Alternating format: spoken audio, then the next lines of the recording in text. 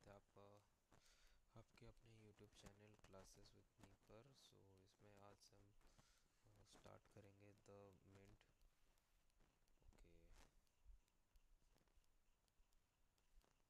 Okay.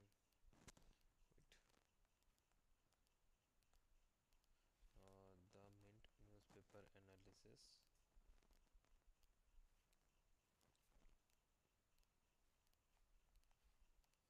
तो आज हमने न्यूज़पेपर तीन न्यूज़ हेडलाइंस लिए हैं, उसको मैं हिंदी में आपको समझाऊंगा।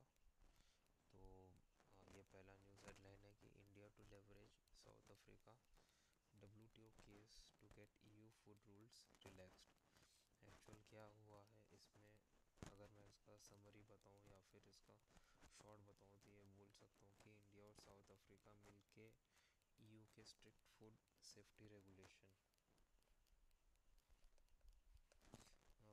जो स्ट्रिक्ट फूड सेफ्टी रेगुलेशन है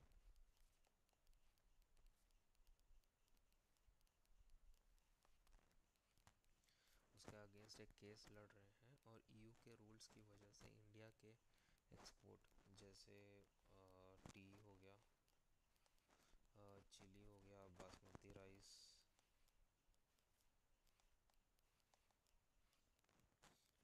देन मिल्क और दूसरे प्रोडक्ट पे असर पड़ रहा है। तो साउथ अफ्रीका के केस को सपोर्ट करके इंडिया भी अपने फूड एक्सपोर्ट के लिए EU के स्टैंडर्ड में रिलैक्सेशन चाहता है। किसके स्टैंडर्ड में? EU के स्टैंडर्ड्स में उनको चाहिए रिलैक्सेशन।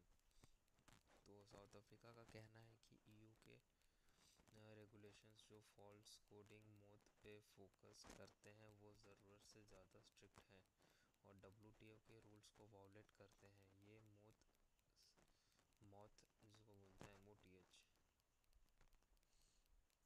MOTH। यहाँ पे आपको दिखेगा, वेट।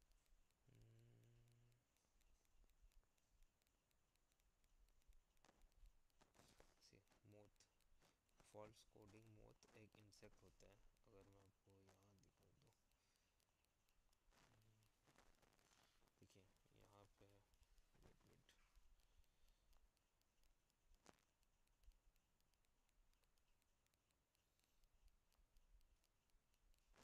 फॉल्स कोडिंग मोथ एक इंसेक्ट होता है। वो मतलब इसमें ये बोला जा रहा है कि उसमें फोकस करते हैं और वो ज़रूरत से ज़्यादा स्ट्रिक्ट हैं, WTO के रूल्स को वॉलेट करते हैं।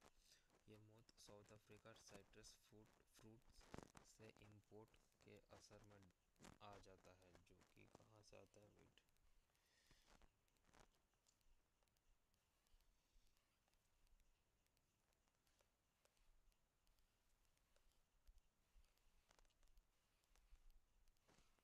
साउथ अफ्रीका के साइट्रस फ्रूट्स से आता है।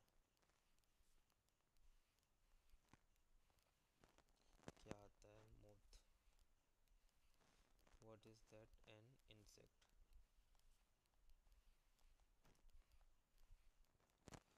राइट। तो ये सब बैकड्रॉप में चल रहा है और इंडिया पाकिस्तान के बासमती राइस के GI रजिस्ट्रेशन डिस्प्यूट के अगेंस्ट इंडिया के बासमती एक्सपोर्ट, जो EU पिछले 3 साल से बढ़ा रहे हैं। कॉमर्स मिनिस्ट्री के डेटा के मुताबिक इंडिया के एग्रीकल्चर प्रोडक्ट के एक्सपोर्ट यूरो को FY मीन्स फाइनेंशियल ईयर 24 में 18.65 से बढ़कर 3.70 बिलियन हो गया है। ये लिख देता हूँ यहाँ, डेटा FY 24 में 18.65% से बढ़ा है, जो कि अगर मैं रुपीस में बोलूँ तो 3.70 बिलियन डॉलर का हो गया है। तो इस केस को लेके इंडिया का कहना है कि EU के मेजर्स साइंटिफिकली ज़रूरत से ज़्यादा हैं और ट्रेड बैरियर्स क्रिएट कर रहे हैं, जो मल्टीपल एक्सपोर्टिंग कंट्री को अफेक्ट कर रहा है। और इंडिया और साउथ अफ्रीका दोनों ही चाहते हैं कि ईयू के स्टैंडर्ड को रिलैक्स किया जाए ताकि उनके एक्सपोर्ट पे जो असर पड़ रहा है उनको कम किया जा सके। तो ये रहा समरी इस न्यूज़ हेडलाइन का। और यहाँ पे कुछ पॉइंट्स मैंने लिख दिया है रिगार्डिंग इस न्यूज़ हेडलाइन के लिए। तो हम चलते हैं सेकेंड न्यूज़ हेडलाइन पर, जो कि है गोल्ड के ऊपर, लाइक गोल्ड और टाइटन, इसके रिलेशंस के ऊपर। वेट,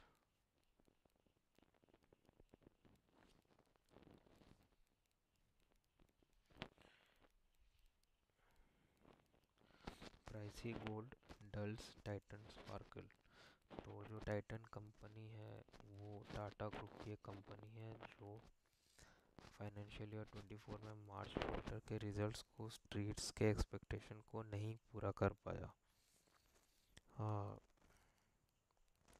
मैं लिख देता हूँ यहाँ पे, नॉट एबल टू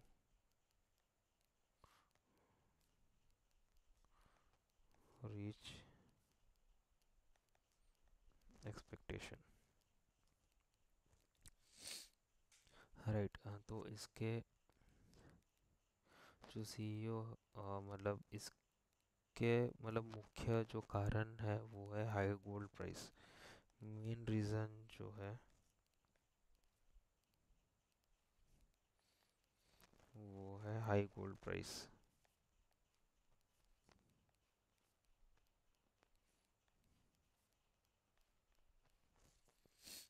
राइट, तो बढ़ता हुआ कंपटीशन और वोलाटाइल गोल्ड प्राइसेस ने टाइटन के लिए और भी मुश्किल बना दिया है।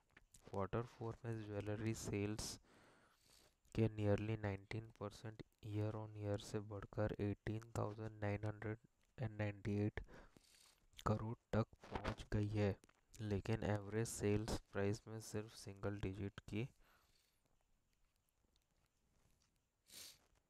वृद्धि बताई गई है। लेकिन एवरेज सेलिंग प्राइस जो है उसका एवरेज प्राइस, उसके बारे में बात हो रहा है, जबकि नया कस्टमर एक्विजिशन में ज्वेलरी कस्टमर्स में लगभग 54% थे। मीन्स कस्टमर एक्विजिशन में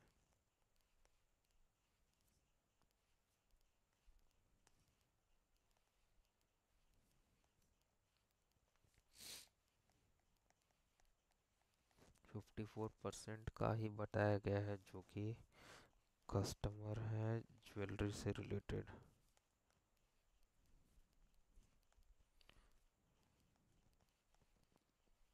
ज्वेलरी कस्टमर्स, उसके बारे में बात किया गया है।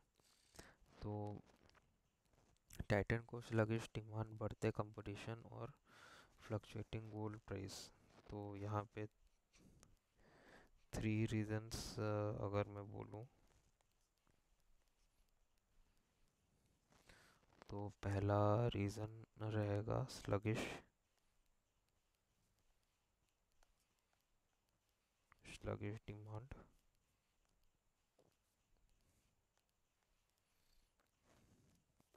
बी रहेगा बढ़ता कंपटीशन, बढ़ता कंपटीशन।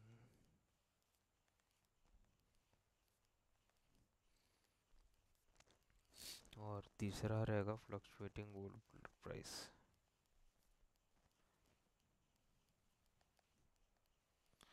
Fluctuating gold price. तो इसके बीच में बायर को अट्रैक्ट करने के लिए प्रमोशनल स्पेंडिंग और डिस्काउंट बढ़ाना पड़ा। तो और एक रीज़न ये लिख सकते हैं, promotional spending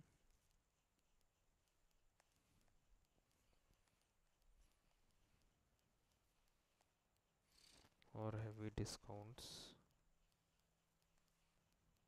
to gain customers,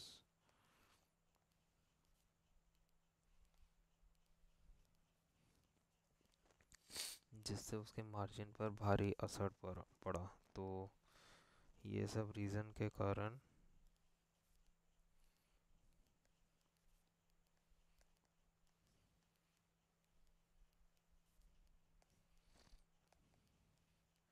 margin से इशू पड़ गया, जिससे उनके मार्जिन पर भारी असर पड़ा।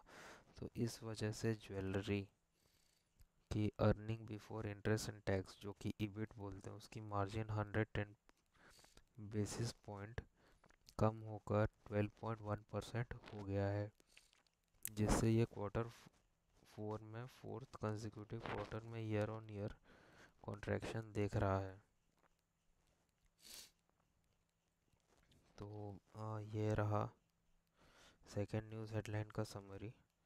अब हम चलेंगे थर्ड न्यूज़ हेडलाइन पे, जो कि रिलेटेड है आपके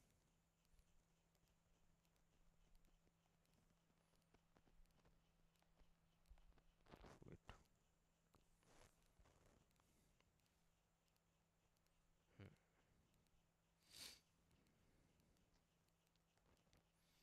जो कि रिलेटेड है स्टार्टअप्स के ऊपर, राइट। तो अब ये है आपका big ticket transaction lift funding movement. तो फंडिंग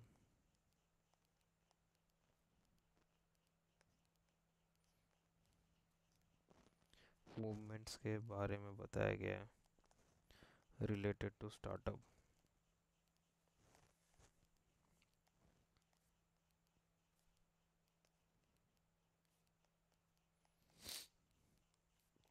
तो इसमें पहला ये है कि बेंगलोर के स्टार्टअप ने पिछले हफ्ते काफ़ी फंडिंग रेज की है, स्पेशली हेल्थ केयर और किसमें ये किया है, हेल्थ केयर और फार्मा कंपनीज में, मतलब फार्मा सेक्टर्स में अगर बोलूँ तो, राइट। और यहाँ पर अगर मैं बोलूँ एक क्विक समरी के हिसाब से, तो बेंगलोर के स्टार्टअप ने लगभग 561 मिलियन डॉलर्स रेज किए, जो पिछले हफ्ते से 21% ज़्यादा है, 21% from last week,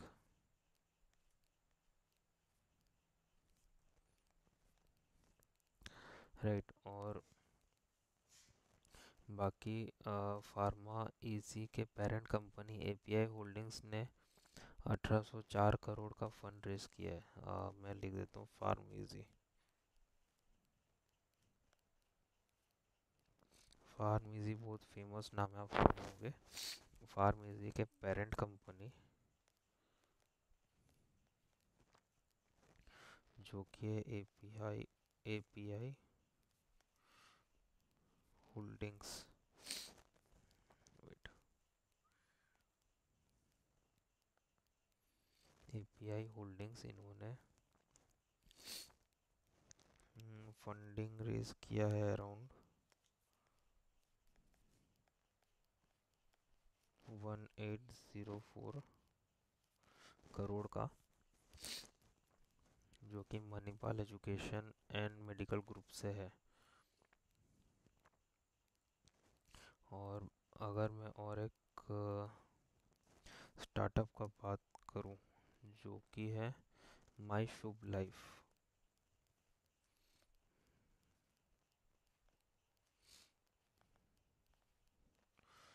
my Shubh life एक बेंगलोर बेस्ड फिनटेक कंपनी है,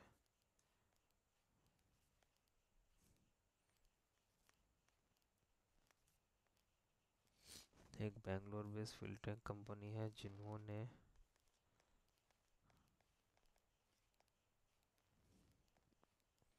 745 करोड़ में एक्वायर किया गया है उनको, राइट। तो फार्मा सेक्टर में एक बड़ी डील में Morgan Stanley, navy P funding और आईएनवी एक्सेंट ने माइवा फार्मा प्राइवेट लिमिटेड में कंट्रोलिंग स्टेक लिया है। तो इसमें हम ये देख सकते हैं कि स्टार्टअप्स में बहुत सारे